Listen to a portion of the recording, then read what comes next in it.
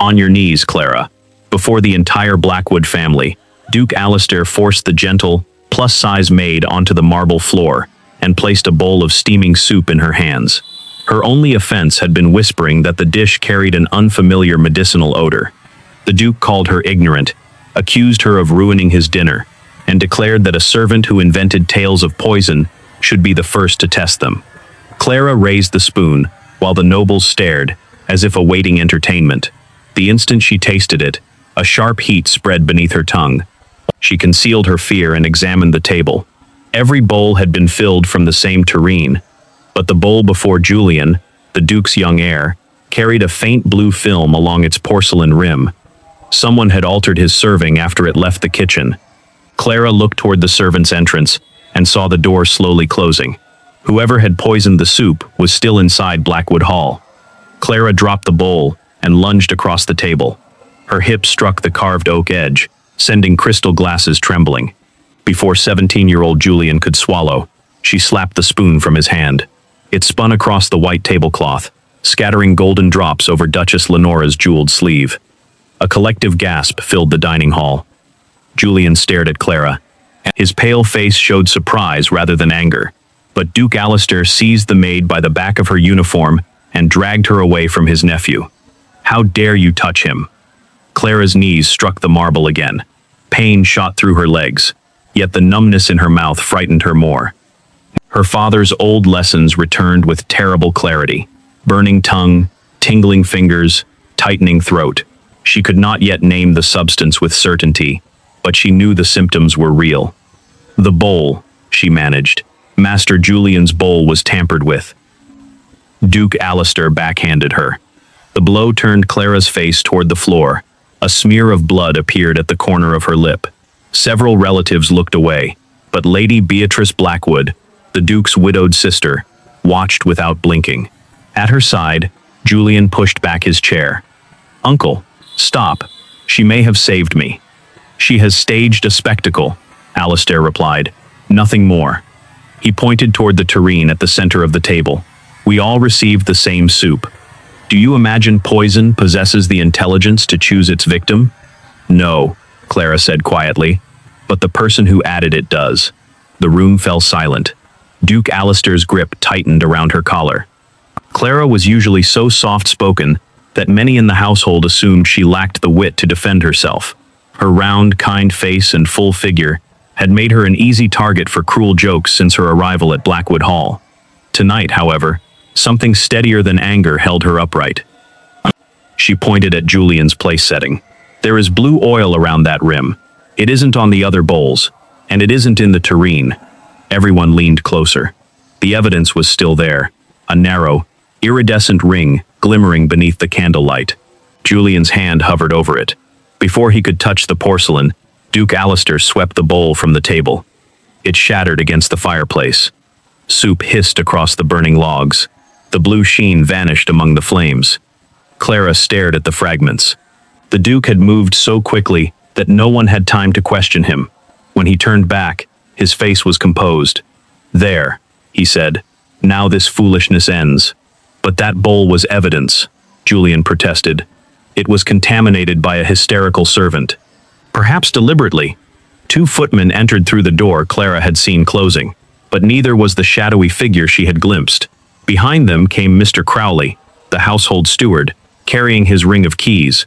His gray uniform was immaculate, although beads of sweat stood along his forehead.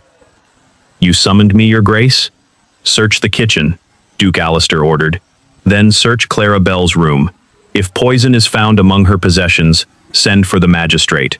A tremor passed through Clara. Someone had prepared this too carefully. The poisoned serving, the Duke's immediate accusation, and now an order to search her room. It all formed a trap whose edges she could suddenly feel closing around her. Julian stepped between her and the footman. She drank from the soup herself. Why would she do that if she poisoned it? "To create precisely that defense," Lady Beatrice answered. Her voice was cool and measured. A small dose would make her appear brave while drawing suspicion away from her. Clara pressed her fingertips against the floor. The tingling had reached her wrists. She needed a physician, but Alistair seemed more interested in obtaining a confession. "Who entered the dining room after the bowls were filled?" she asked. Mr. Crowley's eyes flicked toward the servants' passage. "Only assigned staff." "Names. You are in no position to question the steward," the Duke snapped. Clara looked at Julian. "Please don't eat or drink anything else tonight." For the first time, fear entered the young heir's expression. Duke Alistair ordered the footman to take her below stairs. As they pulled Clara upright, the room swayed around her. She caught the table for balance and noticed a tiny object trapped beneath Julian's chair, a broken bead of dark blue sealing wax, stamped with half of an unfamiliar crest. No dinner invitation or household document used blue wax. Blackwood correspondence was always sealed in black. Clara closed her fingers around the fragment before anyone else saw it. Then a scream echoed from the corridor. Mr. Crowley rushed through the servants' door and returned carrying a small glass vial wrapped in a white handkerchief. A folded label had been tied around its neck. It bore Clara Bell's name. Clara stared at the vial in Mr. Crowley's hand, while the two footmen tightened their grip on her arms. The label bearing her name had been cut from an old linen inventory slip, and the letters were written in a stiff imitation of her handwriting. "Where did you find it?" Julian demanded. "Under Miss Bell's mattress," Crowley replied. "The stopper was loose, Your Grace." "There is a bitter odor inside." Duke Alistair's expression hardened with almost theatrical disgust. "A servant poisons my nephew, tastes only enough to protect herself, and then pretends to discover the danger. Take her to the cellar." Clara tried to answer, but her throat contracted. The blue wax fragment dug into her closed palm as the dining hall tilted around her. Julian caught her before she fell. "She needs a physician. She needs a magistrate," Alistair said. "If she dies before she can speak, you will never learn who helped her," Julian replied. That argument, rather than compassion, made the Duke hesitate. He ordered Clara confined in the old linen room and sent a rider for Dr. Harcourt. Julian followed despite his uncle's objections, carrying Clara when her legs stopped supporting her. His kindness cost him dearly. Alistair warned that another act of defiance would end his allowance and remove him from the estate council. Julian did not put her down. The old linen room was cold, narrow, and windowless, except for an iron grate near the ceiling. Clara lay on a cot, while Elsie Ward, the youngest kitchen maid, knelt beside her with a basin. Elsie had respected Clara long before any member of the family noticed her. During her first winter at Blackwood Hall, when the cook blamed Elsie for burning 20 loaves, Clara had quietly shown that the oven flue was blocked and surrendered half a month's wages to replace the flour before the truth was known. Since then, Elsie had trusted her without asking what that loyalty might cost. Now she wiped Clara's face and whispered, "I prepared the soup, but I swear there was nothing strange in it." "I believe you," Clara murmured. "Tell me exactly what happened after it left the kitchen." Elsie explained that the tureen had been carried upstairs by Thomas Vale, the senior footman. She had followed with clean bowls, but Mr. Crowley sent her back for a forgotten ladle. When she returned, the servings were already arranged. Clara asked whether anyone had entered the pantry that afternoon. Elsie hesitated, then admitted that Duke Alistair had ordered everyone away from the western corridor, while he met an unknown gentleman in the old estate office. Before she could say more, footsteps approached. Clara slipped the blue wax fragment beneath the edge of the cot mattress. Not because she distrusted Elsie, but because she knew the footman would search her again. Dr. Harcourt arrived carrying a worn leather case. He examined Clara's pupils, pulse, tongue, and fingertips, then smelled the drops remaining on her sleeve. His face became grave. "She swallowed something dangerous, but not enough to kill her if we act quickly." Duke Alistair, standing in the doorway, asked whether the symptoms could have been faked. "Not the irregular pulse," Harcourt answered. He gave Clara a treatment intended to clear what remained from her stomach and stayed beside her until the spasms eased. When she was able to sit, he confirmed that the vial found in her room contained a concentrated herbal preparation capable of producing the symptoms, though he refused to identify it formally without examining his instruments at home. Alistair seized upon the discovery. "Then we have our poison. You have a suspicious vial," the physician corrected. "That is not the same as proof." The Duke ordered everyone out except Crowley. As Elsie rose, Clara caught her wrist and felt the girl trembling. A raw red burn crossed Elsie's palm. "The kitchen latch," Elsie whispered. "Someone heated it. I dropped the tray, and Mr. Crowley said he would dismiss me if I spoke." Clara understood why the second set of bowls had been needed. Someone had delayed Elsie while Julian's serving was altered. She could have revealed the burn immediately, but Crowley's threat would leave the girl homeless with 2 younger brothers depending on her wages. Clara instead told Alistair that Elsie knew nothing. The lie placed the full weight of suspicion back upon herself. Once the others departed, Crowley searched Clara's pockets. She feared he would find the wax, but it remained hidden beneath the mattress. He removed only her handkerchief and the small brass key to the servant's medicine cabinet. "Convenient," Alistair observed. Clara explained that the housekeeper had entrusted her with the key because she distributed headache powders and bandages among the staff. This was true, yet it gave the accusation another plausible edge. Alistair leaned close enough that she could smell wine on his breath. "You should have remained invisible, Clara. Quiet servants grow old in warm houses. Curious ones end badly." It was the first time he had spoken as though her questions, rather than the poisoned soup, were his true concern. He wanted Julian frightened, isolated, and dependent, but Clara did not yet understand why. Julian would inherit Blackwood Hall upon his 18th birthday in 6 weeks, while Alistair's authority as guardian would end. Clara had noticed the Duke pressing him to sign papers for months, always calling them routine estate business. Julian had refused only yesterday. That refusal now felt connected to the bowl meant for him.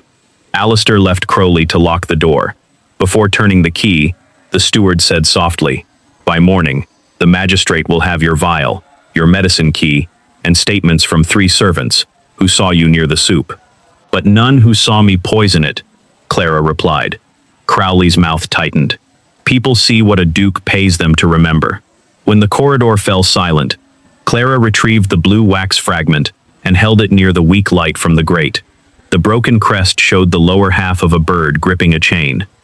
She had seen that emblem once before, impressed on a bundle of letters Duke Alistair kept inside the estate office. Suddenly, a thin strip of folded paper slid beneath her locked door. Elsie's footsteps retreated before Clara could call out. On the paper, written in hurried pencil, were 7 words. "They are searching Julian's room for the will." Clara read Elsie's warning twice, then folded the paper into a narrow strip and pushed it into the seam of her sleeve. If Alistair's men were searching for Lord Blackwood's will, the poisoned soup had been only one move in a larger design. Julian would turn 18 in 6 weeks, and the late Duke's will was believed to transfer complete control of the estate to him on that birthday. Until then, Alistair remained guardian of both the young heir and the Blackwood fortune. Clara pressed her ear to the door. Somewhere above her, furniture scraped across a floor, followed by the heavy thud of a chest being overturned. She called Julian's name, but the stone corridor swallowed her voice. With no safe place left in the linen room, she tucked the blue wax fragment inside the thick knot of hair at the back of her head. Shortly before dawn, the lock opened, and Mr. Crowley entered, with Magistrate Edwin Pike, Duke Alistair, and 2 constables. Pike was a narrow-faced man, whose wool coat was still damp from the morning mist. He looked exhausted, impatient, and far more interested in the Duke's account than Clara's injuries. "Clara Bell," he said, opening a leather notebook. "You are accused of attempting to poison Julian Blackwood, concealing a poisonous preparation in your sleeping quarters, and stealing medicines entrusted to this household." Clara rose slowly from the cot. Her legs remained weak, but her thoughts had cleared. "Who claims I stole them?" The Duke handed Pike a page removed from the servant's medicine ledger. Beside an entry dated 3 days earlier, appeared Clara's name and the words 1 vial, concentrated tincture. A crooked signature stood beneath it. Clara recognized the trap immediately. She kept the medicine cabinet records herself and never used the phrase concentrated tincture. Every remedy was entered by its household purpose: fever wash, sleeping drops, burn salve, so that servants who could not read Latin would know what they were receiving. More importantly, the handwriting resembled hers only from a distance. The capital B in Bell curved backward, while Clara always formed hers with a straight spine, because her father had taught her script. "That is not my entry," she said. "The ledger says otherwise," Alistair replied. Pike placed the page beside the vial and asked Crowley to describe its discovery. The steward recited his story smoothly. He had searched Clara's room in the presence of 2 footmen, lifted her mattress, and found the bottle near the bed frame.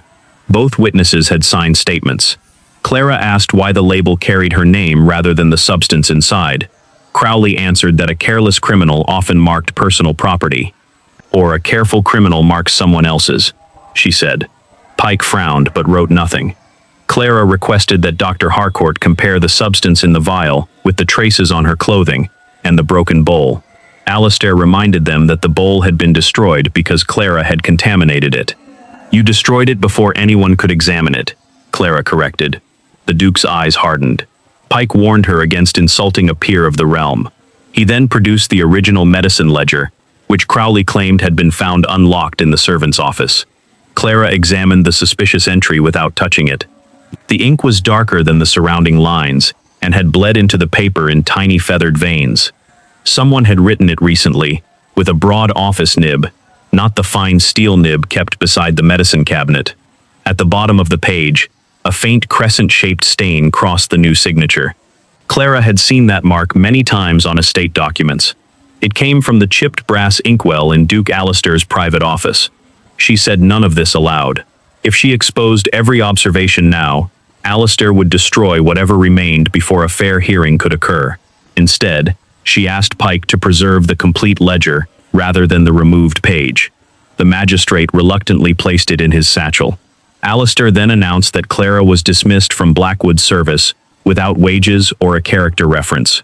Her room, clothing, and small savings would be held against the cost of the ruined dinnerware. The punishment struck harder than the accusation. Without wages or a reference, no respectable household would employ her. She would also lose the attic room that had been her only home for 4 years. Yet when Crowley ordered Elsie brought forward to testify, Clara's concern shifted immediately to the younger maid. Elsie entered with her burned hand wrapped in linen, and her face drained of color. Behind her stood her 2 little brothers, Samuel and Peter, who worked in the stable yard in exchange for their meals. Alistair had found the precise weapon with which to control her. "Tell the magistrate what you saw," Crowley instructed. Elsie stared at Clara and began reciting a prepared statement.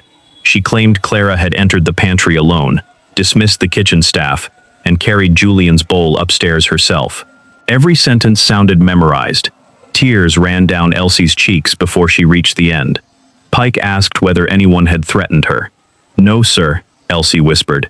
Clara could have exposed the heated latch and broken tray, but doing so would reveal that Elsie had secretly spoken to her. The Duke might dismiss all 3 siblings before noon. "She is frightened and mistaken," Clara said. "Do not punish her." Alistair smiled faintly. By protecting Elsie, Clara had allowed the false testimony to stand.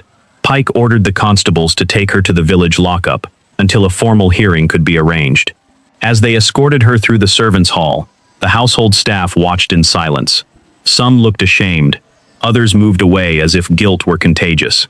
Julian appeared at the top of the staircase, his coat hastily thrown over his nightshirt.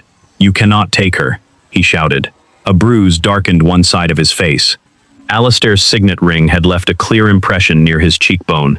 2 footmen restrained him, while Crowley announced that Julian had suffered a fit brought on by Clara's manipulation and would remain confined for his own protection. Clara looked directly at the young heir. "Do not sign anything," she said. One constable shoved her toward the outer door, but Julian fought hard enough to break free for a single moment. He caught Clara's wrist and pressed something into her palm. Outside, beneath the gray light of dawn, she opened her fingers. Julian had given her a torn corner of his father's will. Across it ran a streak of the same dark blue wax she had hidden in her hair, and beneath the wax was a date, showing that the document had been amended only 2 days before the old Duke died. Clara closed her hand around the torn corner before either constable noticed it, then slipped the paper beneath the folded warning hidden in her sleeve. The village lockup stood less than a mile from Blackwood Hall, but the walk felt endless. Her body remained weak from the poison, and cold rain soaked through her thin uniform. Constable Mercer, an older man with a scarred chin, slowed his pace when she stumbled, while his younger partner complained that a prisoner, accused of poisoning a noble, deserved no kindness. Clara said nothing. She concentrated on the objects she still possessed. Elsie's warning, Julian's fragment of the will, and the blue wax concealed in her hair.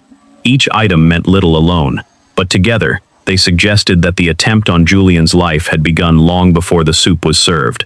At the lockup, Mercer placed her in a stone cell and quietly brought her a dry blanket. He had once worked in the Blackwood stables, and Clara remembered sitting beside his injured daughter through an entire winter night, while Dr. Harcourt traveled through a storm.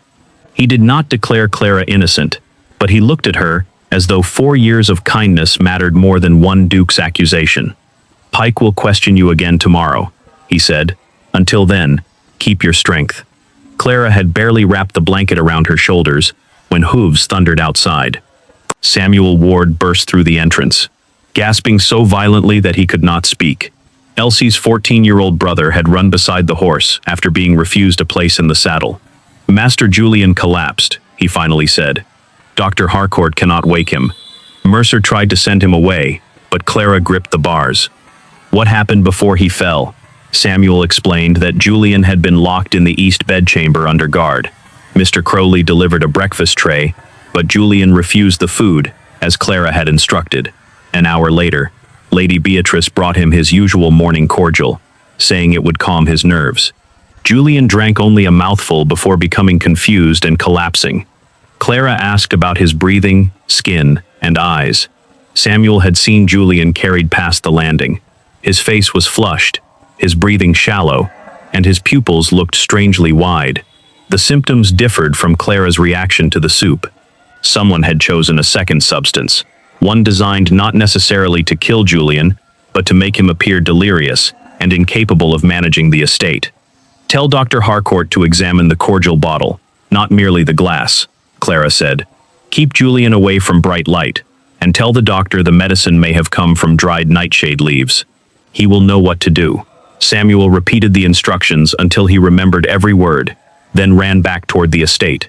Less than an hour later, Dr. Harcourt arrived in a mud-spattered carriage and demanded that Clara be released temporarily into his custody. Magistrate Pike refused, so the physician questioned her through the bars. Clara described the symptoms and asked whether Julian's heartbeat alternated between racing and slowing. Harcourt confirmed it. She told him that her father had treated an accidental case years earlier, and that forcing the patient to walk had worsened the condition. Julian needed quiet, darkness, careful monitoring, and only remedies whose bottles the doctor opened himself. Harcourt listened without once mocking her lack of formal education. Before leaving, he asked why the same person would use 2 different poisons. "Because the first was meant to remove him," Clara replied. "The second is meant to control him." By afternoon, the bells of Blackwood Hall rang to announce that Julian had regained consciousness. Villagers gathered outside the lockup as Duke Alistair's carriage entered the square. The Duke stepped onto the courthouse stairs and publicly declared that his swift judgment had saved his nephew. He claimed he had recognized a dangerous reaction to Julian's cordial, summoned Dr. Harcourt, and ordered the treatment that restored him. Clara listened from behind the barred window as the crowd applauded. When a shopkeeper asked whether the imprisoned maid had provided the warning, Alistair laughed. "Clara Bell can scarcely distinguish soup from washwater. Her reckless suggestions nearly killed my nephew last night." Dr. Harcourt stood at the edge of the crowd, his jaw tense, but he did not challenge the Duke. Clara understood why. Alistair controlled the lease on the physician's surgery and could drive him from the county with a signature. The Duke had stolen Clara's achievement, while transforming it into further proof of her supposed incompetence. He then announced that Julian's repeated collapses demonstrated a fragile mind, and that the estate council would meet in 3 days to extend Alistair's guardianship indefinitely. The true purpose of the second poisoning became horribly clear. If Julian were officially declared incapable before his birthday, Alistair could retain control of Blackwood Hall, even after the young heir came of age.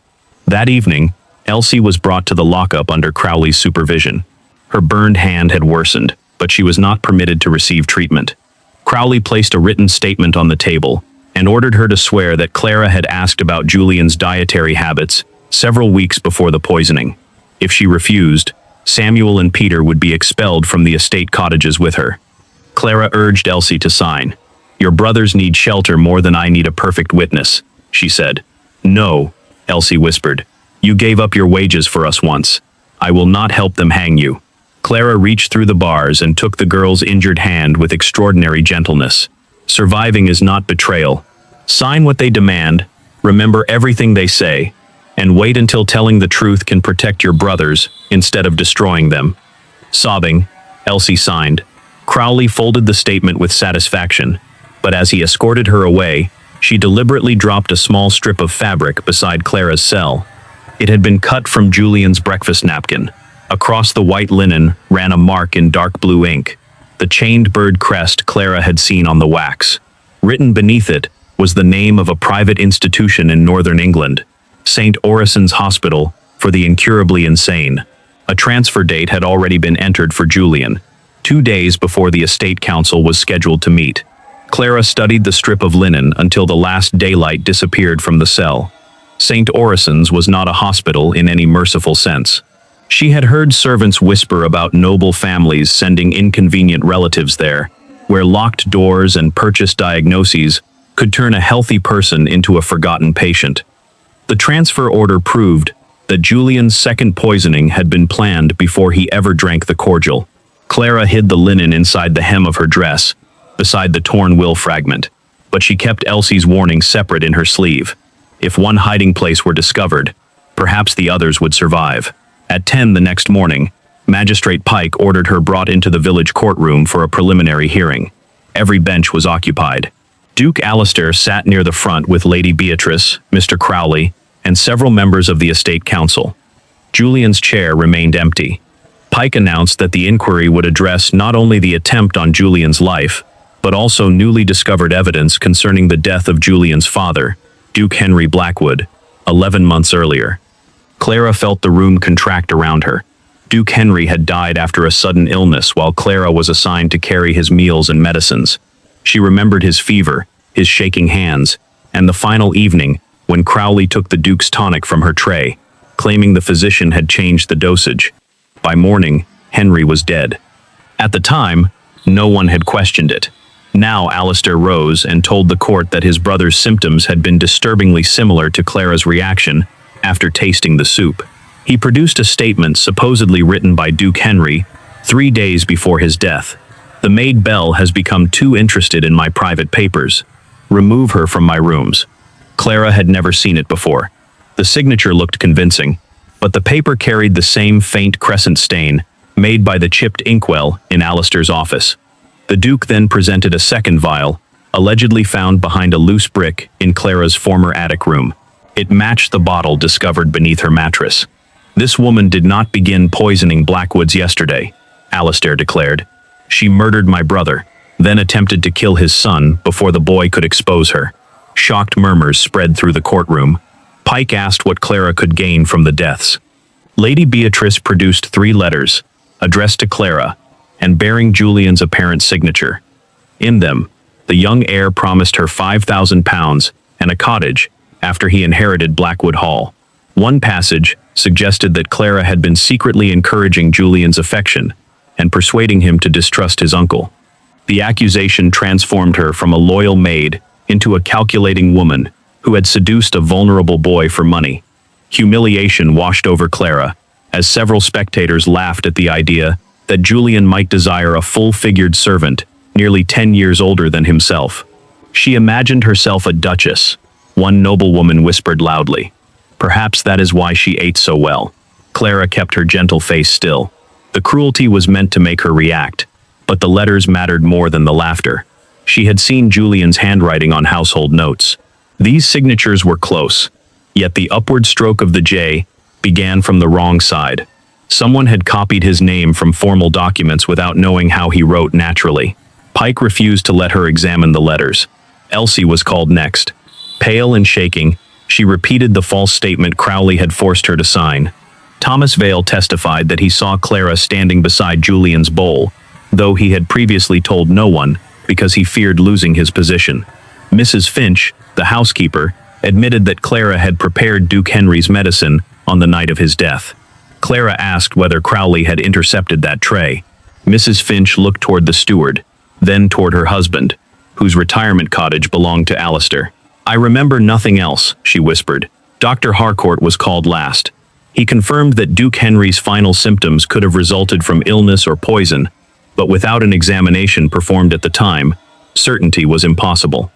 When Clara asked him who had instructed the servants to alter Henry's medicine, Harcourt paused. Alistair touched the lease papers protruding from his coat pocket. "I cannot recall," the physician said. Fear had silenced the last respectable witness in the room. Pike declared that the evidence justified holding Clara for trial on charges of murder and attempted murder. Only then did the constable search her. He found Elsie's warning in her sleeve and handed it to Pike, who read aloud that Alistair's men had been searching Julian's room for the will. The magistrate treated the message as proof that Clara had ordered an accomplice to steal it. Crowley demanded a further search. Clara's hair was loosened, and the fragment of blue sealing wax fell onto the courtroom floor. Alistair crushed it beneath his boot before anyone could inspect the crest. The torn corner of the will and the St. Orison linen remained concealed inside her dress, but Clara understood that any evidence surrendered to Pike would be destroyed. She was denied permission to speak privately with a lawyer and taken back to the lockup while the crowd shouted for her execution. Near sunset, Constable Mercer brought a bowl of broth, but warned her not to eat it until he had tasted it himself. He seemed ashamed that he had said nothing in court. Clara asked whether a prisoner awaiting trial could be transferred without notice. "Only by Pike's written order," he replied. Outside, carriage wheels rattled over the square. Through the high window, Clara saw a black coach marked with the chained bird crest.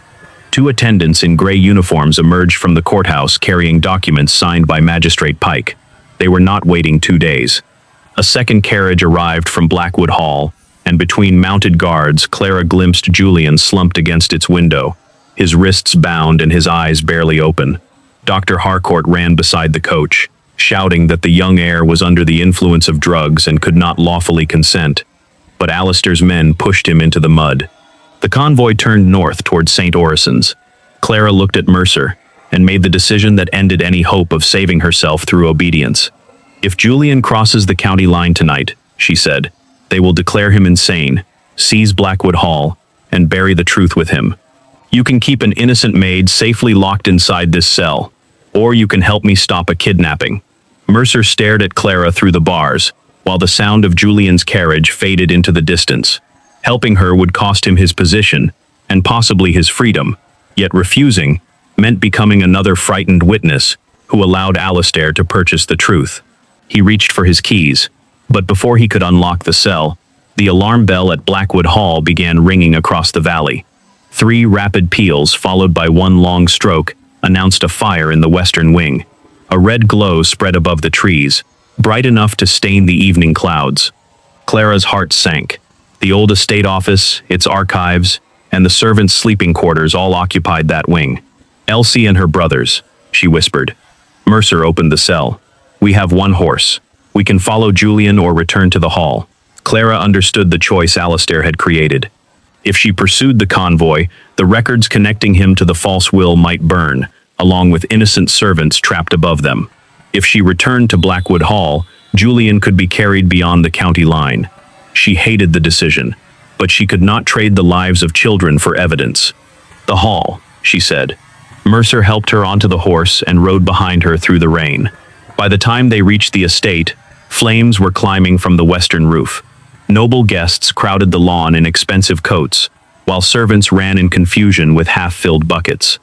Duke Alistair stood near the fountain, shouting contradictory orders. One group was trying to carry water up the main staircase, while another blocked the same passage with furniture rescued from the dining room. Clara immediately saw that they were feeding the fire with delay. The western cistern could release hundreds of gallons through an emergency pipe above the archive corridor, but its iron valve had not been opened in years. "The cistern wheel is behind the kitchen chimney," she told Mercer. "It will take 3 men to turn it." Alistair spotted her and roared for the guards. "The prisoner has escaped. She has returned to finish what she began." Clara ignored him. A maid screamed that Elsie, Samuel, and Peter were still inside. Crowley claimed the upper floor had already been searched, but Clara knew the 3 siblings slept in a narrow room beyond the old laundry passage, an area invisible from the main corridor. She wrapped a wet tablecloth around her shoulders and entered through the scullery before anyone could stop her. Smoke swallowed the passage. Her full figure made the cramped route difficult, and burning plaster struck her back as she forced herself forward. but she knew every turn from years of carrying linens through the house. She found Peter unconscious near the stairs and dragged him toward an open window. Samuel appeared through the smoke, with one arm around Elsie, whose injured hand prevented her from gripping the banister. Clara pushed Peter into the arms of waiting servants, then returned for the others. Behind them, a ceiling beam crashed across the laundry passage. Clara remembered a dumbwaiter shaft that opened into the pantry below. She broke the thin wooden panel with a brass coal shovel, lowered Samuel first, then helped Elsie squeeze into the shaft. Clara remembered a dumbwaiter shaft the pantry before the upper corridor collapsed. Outside, the cistern valve finally opened. Water thundered through the emergency pipes and slowed the flames before they reached the main house. The servants cheered, and Duke Alistair immediately stepped before the gathered family to claim that he had remembered the forgotten system. "My orders have saved Blackwood Hall," he announced. No one mentioned that he had been calling for buckets while Clara directed Mercer to the valve. When Elsie told the crowd that Clara had rescued 3 lives, Alistair accused both women of setting the fire. He produced Elsie's earlier warning note and argued that it contained secret instructions to destroy the will before the estate council met. Magistrate Pike, who had followed Mercer from the village, accepted the theory without questioning how Clara could have started a fire while locked in his cell. Panic gave him all the excuse he needed. The archive doors had been forced before the flames reached them, and several deed boxes were missing. Alistair claimed Clara's unknown accomplices had stolen the documents and set the office ablaze to conceal the theft. While Pike ordered the ground sealed, Clara noticed that the fire had burned hottest around the Duke's private filing cabinet, rather than near the fireplace. Someone had poured lamp oil across the floor in a deliberate line. She also saw Mr. Crowley quietly place a ring of archive keys inside the dead groundskeeper's coat. The old man had been overcome by smoke near the office, making him a convenient culprit who could never defend himself. Clara started toward the body, but Dr. Harcourt caught her arm. He had returned from his failed attempt to stop Julian's convoy, and now carried soot across his face. "You cannot help the groundskeeper," he said, "but there may be something in the office Alistair failed to destroy." Under the pretense of treating Clara's burned shoulder, Harcourt guided her through the kitchen and into a rear passage. The fire had gutted most of the estate office, yet an iron cash box lay beneath a fallen desk. Its lock had melted open. Inside were no wills, only pages of financial accounts protected by layers of scorched leather. Clara recognized Duke Henry's precise handwriting on the oldest entries. Later pages had been altered in a different hand. Large sums had disappeared from tenant rents, workers' pensions, and the trust intended for Julian. Each withdrawal had been transferred to an organization marked by the chained bird crest. The final page contained a loan agreement. Unless an enormous debt was paid before Julian's 18th birthday, the creditor could seize nearly every Blackwood property. Alistair had not merely been seeking power. He had emptied the estate and used it as security for private loans. Julian's inheritance would expose him. Clara removed one scorched account page and returned the cash box to its place before the guards entered. Dr. Harcourt concealed the page inside his medical case, giving the evidence a chain of custody beyond Clara's possession. At that moment, armed men surrounded the kitchen. Alistair entered with Pike and Crowley, holding the torn corner of Duke Henry's will that Clara had hidden in her dress. During the rescue, someone had cut it from her hem. "The missing will was found on the escaped prisoner," Alistair announced, "and now she has been caught stealing from the burned archive." Clara looked toward Elsie, but the younger maid was being dragged across the courtyard in chains. Samuel and Peter were held beside her. Alistair smiled as the remaining servants watched in terror. "Confess that Elsie helped you poison Julian and set this fire," he told Clara, "or all 3 wards will hang beside you." Clara looked from Elsie's shackled hands to the frightened faces of Samuel and Peter. Alistair expected her compassion to become the instrument of her defeat, but his threat also revealed that he still needed a confession. If the evidence against her were truly sufficient, he would not be bargaining in a burning courtyard. "Release the boys," Clara said. "They are children and cannot have helped me enter a locked archive." Alistair refused, insisting that all 3 wards remain prisoners until Clara signed a complete account of the conspiracy. Before Pike could remove them, Mercer stepped between the constables and the children. He testified that Clara had been locked inside the village cell when the fire began. and could not have lit it herself. Pike ordered him to remain silent, but Mercer removed his badge and placed it in the magistrate's hand. "You can dismiss me," he said, "but you cannot change where she was." The watching servants began murmuring. For the first time, Alistair's version of events faced a contradiction that everyone could understand. Clara used the moment to point toward the dead groundskeeper. "Examine his hands before you blame him. A man who poured lamp oil and forced the archive door would carry soot, splinters, or oil on his skin." Dr. Harcourt knelt beside the body. The groundskeeper's palms were clean, except for dirt beneath his nails, and his lungs showed that he had been alive when the smoke overcame him. More importantly, the archive keys found in his coat had left a sharp rectangular impression in the fabric, but no matching pressure mark on the clothing beneath, suggesting they had been placed there after his death. Crowley interrupted, calling the observation servants trickery, yet several witnesses had already seen it. Pike reluctantly ordered the body and keys preserved. The prisoners were taken back to the courthouse, where Clara demanded that every piece of evidence be listed before witnesses. Alistair objected, but Mercer's public resignation had made the villagers suspicious, and Pike could no longer remove objects without attracting notice. The vial from Clara's room, the medicine ledger, the forged letters, the scorched will fragment, and Elsie's statement were arranged across a long table. Dr. Harcourt quietly handed the burned financial page to Pike and stated where he and Clara had found it. Although the magistrate tried to dismiss it as an unrelated account, Clara read the entries aloud. Thousands of pounds entrusted to Julian had been transferred to the Chained Bird organization. She then produced the strip of St. Orison linen and placed it beside the blue marks on the loan ledger. The crests matched. The institution prepared to imprison Julian, and the creditor threatening to seize Blackwood Hall were connected. Clara asked for the medicine ledger. Pike allowed her to examine it only while a constable watched. She pointed out the darker ink, the backward capital in her name, and the feathering caused by a broad office nib. Then she asked that Alistair's brass inkwell be brought from the hall. Crowley claimed it had been destroyed in the fire, but Samuel spoke from the rear bench. He had seen the Duke's secretary carry the inkwell from the office before the alarm bell rang. That meant valuable items had been removed before anyone supposedly knew of the fire. A clerk retrieved the inkwell from Alistair's carriage. Its chipped rim fit the crescent stain across Clara's forged signature exactly. The room shifted from curiosity to unease. Clara had paid off 2 observations she had deliberately withheld: the unusual ink stain and the blue crest. Yet neither proved who had administered the poison. Alistair argued that Clara might have used his inkwell while cleaning his office and stolen paper bearing the creditor's seal. To strengthen the accusation, Clara questioned Thomas Vale about the dinner service. He repeated that he saw her beside Julian's bowl.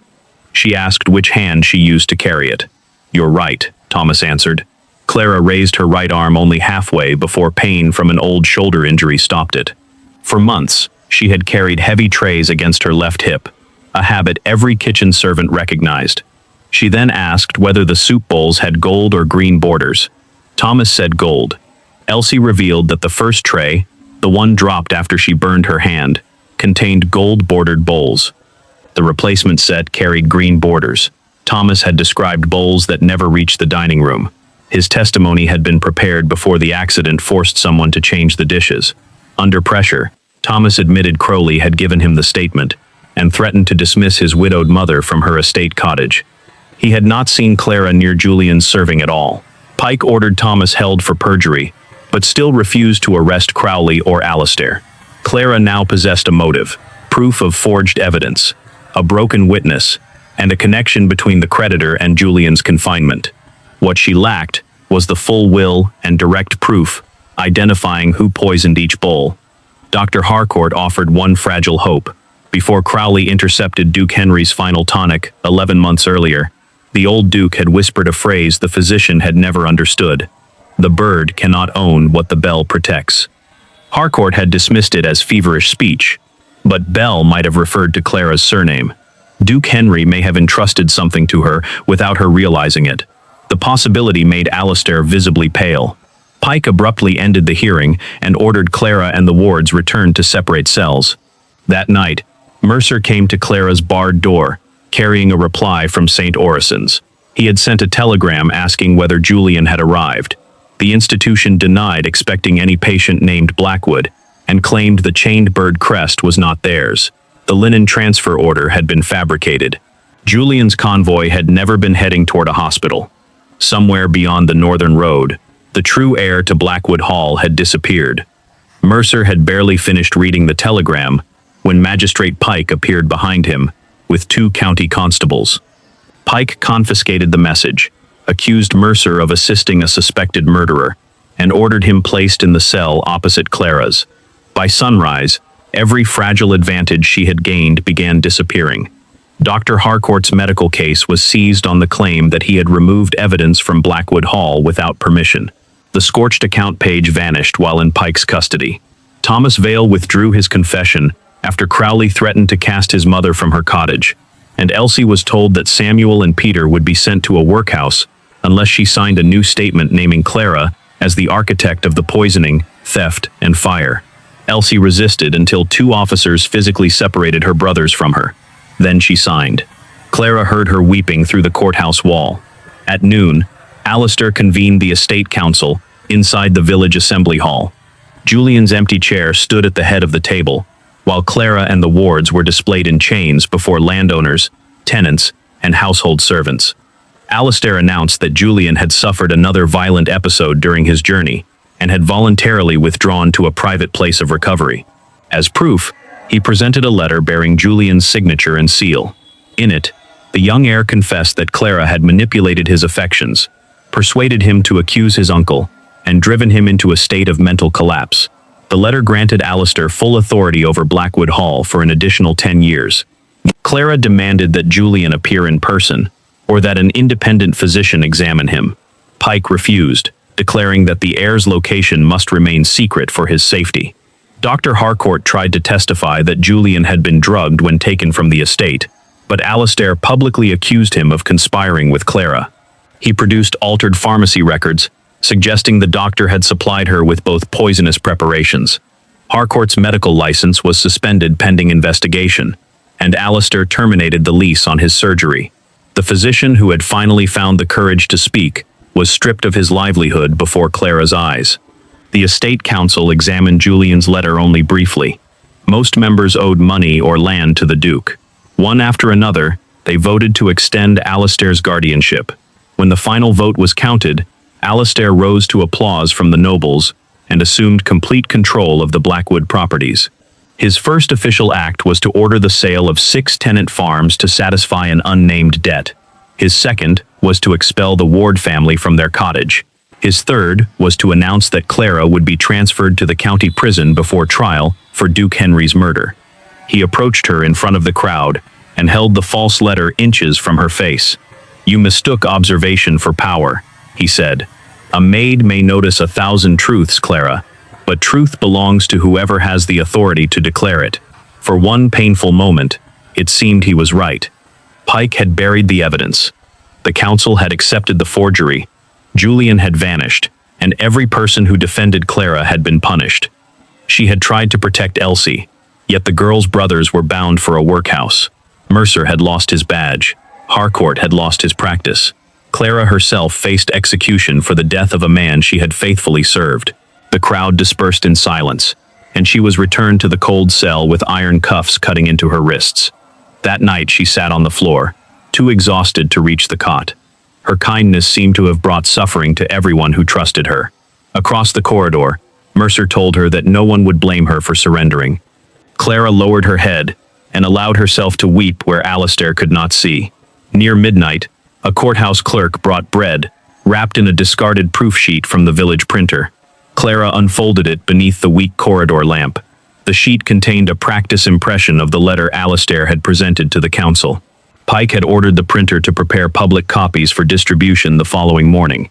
Clara examined the wording, signature, and dark blue seal. The forged signature repeated the incorrect upward stroke she had noticed in the earlier letters, but Alistair could dismiss that as variation caused by illness. The seal appeared to be Julian's Blackwood crest, yet one detail was wrong. The tiny bird at its center faced left. Every genuine Blackwood seal faced right, toward the rising sun. The forger had combined the Blackwood shield with the chained bird used by Alistair's creditor. Then Clara noticed the date written above Julian's name. The letter had supposedly been signed at 9 o'clock on the night of the fire. At that exact hour, Alistair had been standing before dozens of witnesses in the courtyard, claiming he had just received Julian's consent through a messenger. Yet the northern convoy could not have reached any destination, obtained the signature, and returned a message in the short time since leaving Blackwood Hall. Alistair had announced the contents before the letter could physically have existed. His eagerness to secure the council's vote had created a timeline impossible to defend. Clara asked the clerk where the original letter had been printed. Frightened, he admitted that Crowley had delivered it to the print shop shortly before the dinner, at which Julian was poisoned, more than a full day before its alleged signing. The clerk had kept the first test sheet because paper was expensive. Here was a witness, whose ordinary habit had preserved proof that the guardianship letter was prepared in advance. Clara's despair hardened into controlled resolve. She no longer needed to persuade Pike. She needed to protect the clerk, recover the proof sheet, identify the creditor's crest, and place Alistair in a room where every lie could be tested before people he did not own. Outside, the courthouse clock struck 1. From the stable yard came the sound of a carriage being prepared for her transfer. Clara rose and looked through the bars at Mercer. Alistair made one mistake, she said. He forged tomorrow's lie yesterday, and this time, something survived. Clara asked the frightened clerk to carry the test sheet to Dr. Harcourt and tell him to hide it somewhere Pike could not search without witnesses. She also gave him a message for Samuel. Find the printed announcement of the farm auction, identify the company receiving the properties, and compare its address with the northern road taken by Julian's convoy. Before dawn, the clerk slipped away through the records entrance. When Pike arrived to transfer Clara, she offered him something Alistair wanted, more than her immediate imprisonment, a complete public confession. She would admit to poisoning both Blackwood heirs, stealing the will, manipulating Julian, and ordering Elsie to burn the archive. In return, Samuel and Peter would be released from custody, and Elsie would be spared prosecution as an accomplice. Pike did not trust her sudden surrender, but Alistair understood the value of it. Tenant farmers were gathering at Blackwood Hall to protest the sale of their homes, and several council members had begun questioning the missing heir. A confession spoken before the auction would silence them. Alistair agreed, though he insisted that Clara remain chained and surrounded by guards. By 10 o'clock, the great ballroom at Blackwood Hall had been transformed into an auction chamber. Bankers, landowners, council members, servants, and frightened tenant families filled the room. Maps of 6 farms hung behind the auctioneer's platform. At the Duke's right sat Silas Rook, director of Rook and Chain Finance, wearing silver cufflinks shaped like a bird gripping a broken chain. Clara recognized the crest immediately. The false St. Orison transfer order had used Rook's mark to disguise Julian's destination. On a table near him lay the auction contracts, each prepared to transfer Blackwood land directly to his company. Samuel stood among the tenants with Dr. Harcourt. When Clara entered, the boy touched 2 fingers to his collar, the signal that he had received her message, and found the address she needed. Northbridge Mill, an abandoned textile works 12 miles along the same northern road, belonged to Rook and Chain. Harcourt had already sent trusted villagers there with instructions to notify the county sheriff if Julian was found, but Clara knew they might not return before Alistair completed the sales. She had to hold the room. Pike placed a written confession before her. Read it exactly, he warned. Clara looked at Elsie, who stood under guard near her brothers. Release them first. Alistair ordered Samuel and Peter's chains removed, but kept the doors guarded. Clara began reading. She admitted that she had entered Blackwood service 4 years earlier, cared for Duke Henry during his illness, and carried medicine to his room on the night he died. The crowd listened as though her guilt were already established. Then she stopped. Before I confess to the remaining crimes, I ask His Grace to confirm that every word in this document is true. Alistair smiled. I confirm it before every witness here. Clara asked whether he maintained that she had poisoned Julian's soup alone.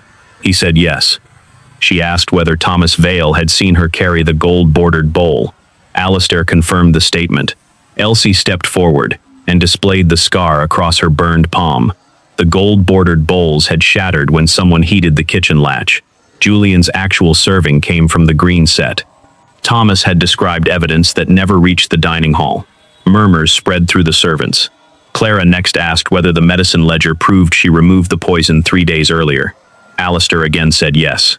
Dr. Harcourt placed the ledger beside the Duke's chipped brass inkwell. The crescent stain aligned perfectly with the broken rim, and the broad nib from Alistair's office matched the feathered writing. Clara had no access to that locked office on the date of the supposed entry, a fact recorded in the housekeeping assignments. Alistair called the match a coincidence. Then perhaps there are many coincidences, Clara replied. She turned to Mercer, who had been brought under guard to witness her confession. He testified that Clara was locked inside the village cell when the archive fire began.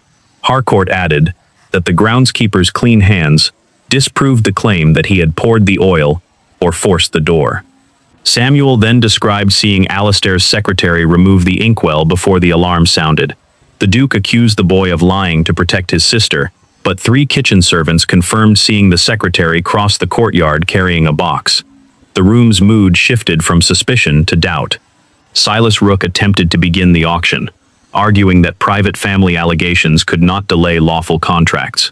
Clara asked him how much Blackwood money he had received during Alistair's guardianship. Rook refused to answer. Harcourt produced a careful handwritten copy of the scorched account page, made before Pike confiscated the original. Pike mocked it as worthless, but the estate bookkeeper, an elderly man named Mr. Hale, recognized Duke Henry's entries and confirmed that the missing sums matched unexplained gaps in his own annual accounts. Clara explained the motive plainly. Julian's 18th birthday would end Alistair's control and expose the stolen trust money. The poisoned soup was intended to kill the heir. When Clara prevented that death, the drugged cordial created symptoms that could justify extending the guardianship. The false transfer order then concealed a kidnapping, while the fire erased the estate records. Alistair struck the table and shouted that Julian had voluntarily granted him authority. He held up the sealed letter and swore that it had been signed at 9 o'clock on the night of the fire, after Julian reached a private hospital. Clara asked him to repeat the time. 9 o'clock, he declared. My nephew signed it in full possession of his senses, and a messenger placed it in my hands before the council met. The lie was now fixed before hundreds of witnesses. Clara pointed toward the chained bird, facing left inside Julian's supposedly genuine seal, then toward Rook's matching cufflinks. She explained that the Blackwood bird always faced right. Alistair claimed Julian had used a damaged traveling seal. Then the printer, who saw this letter before Julian disappeared, must have imagined it, Clara said. Every head turned toward the ballroom doors.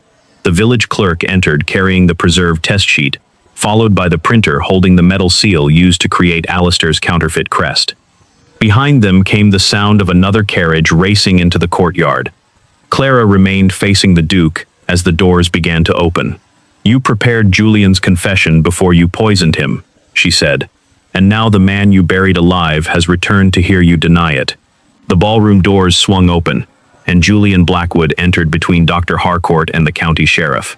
His face was bruised, his clothes were stained from confinement, and a bandage circled one wrist, yet he walked without assistance. The entire room rose. Duke Alistair staggered backward, as though the young heir were a ghost. Behind Julian, Samuel, and several villagers escorted 2 captured guards from Northbridge Mill. Sheriff Whitaker's deputies carried the deed boxes stolen from the burning archive, all recovered from a locked room belonging to Rook and Chain Finance. Julian stopped before Clara and ordered the guards to remove her shackles. Pike objected, but the sheriff silenced him with a warrant authorizing an investigation into kidnapping, fraud, arson, and interference with evidence. As the irons fell from Clara's wrists, she did not celebrate. She placed the printer's test sheet beside Alistair's guardianship letter and asked the village printer when he had received the original design. The morning before the poisoned dinner, the man answered. Crowley had brought him prepared wording, Julian's copied signature, and a metal seal combining the Blackwood shield with Rook's chained bird. The printer had been told the document was for a theatrical announcement, but he kept the first impression because the alignment was faulty. The paper bore his dated workshop mark, proving the supposed letter had been produced before Julian was poisoned or abducted. The room moved from doubt into stunned silence. Clara then asked the sheriff to open the first recovered deed box. Inside lay Duke Henry's complete will, the original financial accounts, and correspondence between Alistair and Silas Rook. The will had not been destroyed in the fire. Crowley had removed it and delivered it to Northbridge Mill, where Rook intended to keep it as leverage until the Blackwood farms were transferred. Mr. Hale compared the document with Duke Henry's known handwriting and confirmed every page.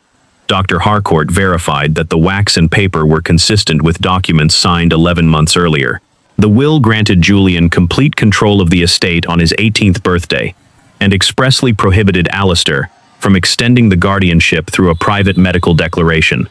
Only 3 independent physicians and a county judge could declare Julian incapable. Alistair's council vote had never possessed legal authority. A final handwritten paragraph explained Duke Henry's cryptic dying words. He had become suspicious after discovering payments to Rook and Chain, but he feared Alistair controlled his steward, household correspondence, and legal advisors.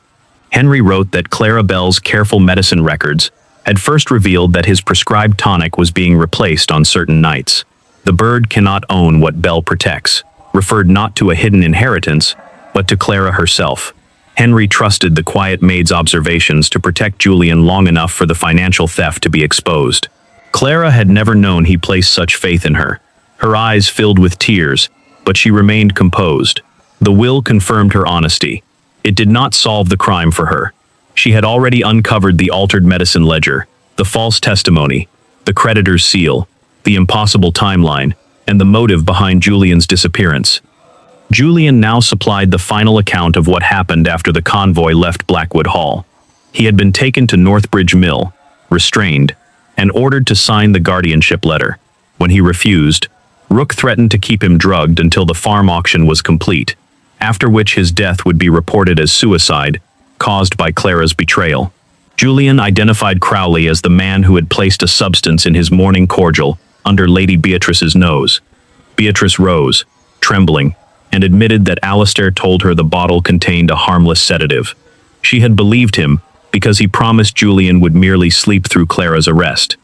Her cowardice had helped the plot, but when she saw the false transfer papers, she copied the address of Northbridge Mill and slipped it into Samuel's coat during the fire. Samuel's discovery of the auction company confirmed the location Clara had independently deduced. Beatrice surrendered the copied note to the sheriff and agreed to testify. Clara then turned to the poisoned soup. Elsie described the heated kitchen latch that forced her to drop the first tray. Thomas confirmed that Crowley sent him away from the serving table while the replacement bowls were arranged. One of Rook's captured guards produced a payment ledger recovered at the mill. It recorded money paid to Crowley for the blue preparation and for placing 2 matching vials in Clara's room. Crowley finally broke. He admitted that Alistair supplied the poison and instructed him to brush it around the rim of Julian's bowl after the soup was served. Clara had been targeted because her access to the medicine cabinet made the accusation believable, and because she had begun questioning changes in Duke Henry's treatment. Crowley also confessed that 11 months earlier, he had intercepted Henry's tonic and replaced it with a preparation supplied through Rook. Alistair had murdered his brother, stolen Julian's trust, and then attempted to kill the boy before his 18th birthday exposed everything. The archive fire had served 2 purposes: destroy the remaining accounts and create chaos in which Rook's men could remove the will. When Clara saved the trapped servants and helped recover the cash box, Alistair simply added arson to the crimes attributed to her. Magistrate Pike attempted to leave through a side door, but Mercer blocked him. The sheriff found the missing scorched account page folded inside Pike's coat, along with payments from Alistair for suppressing evidence. Pike was arrested for corruption and obstruction. Rook was charged with kidnapping, fraud, and conspiracy. Crowley agreed to testify in exchange for avoiding the harshest possible sentence, though he would still face imprisonment for his role in 2 poisonings, the fire, and Duke Henry's death. Alistair looked around the ballroom for someone willing to defend him. The council members lowered their eyes. The nobles who had laughed while Clara knelt with the poisoned bowl now stepped away from him. He accused Clara of turning servants against their rightful master and lunged for the documents. Sheriff Whitaker's deputies forced him to the floor. "On your knees," the sheriff ordered. The words returned the room to the night Clara had been made to test the soup. This time, she stood beside the heir, while the Duke knelt before the people he had tried to deceive. Alistair begged Julian to remember they were family. Clara could have answered with cruelty, but she chose justice instead. "Let him receive the fair hearing he denied everyone else," she said. Julian agreed. 6 weeks later, he became Duke of Blackwood, under the uncontested terms of his father's will. The stolen farms were returned to their tenants, pensions were restored, and the Ward family received permanent ownership of their cottage. Mercer became chief constable after Pike's removal. Dr. Harcourt's license and surgery were restored. Thomas and Mrs. Finch testified publicly about the threats that had silenced them, beginning the slow work of repairing their honor. Julian offered Clara wealth and a life free from service, but she declined to pretend that dignity required escaping the identity others had mocked. She accepted the position of head maid and supervisor of the household infirmary, with independent authority over all medicines and the staff's welfare. Her full figure, gentle face, and quiet manner remained exactly as they had always been. Only the way Blackwood Hall regarded her had changed. At the first family dinner after Julian's birthday, Clara entered, carrying a silver tureen. The guests fell respectfully silent. Julian asked her to sit at the table, but she smiled, and first served every worker who had stood beside her. Then, at her insistence, all the bowls were filled from the same safe pot. No one laughed when Clara Bell lifted the first spoon.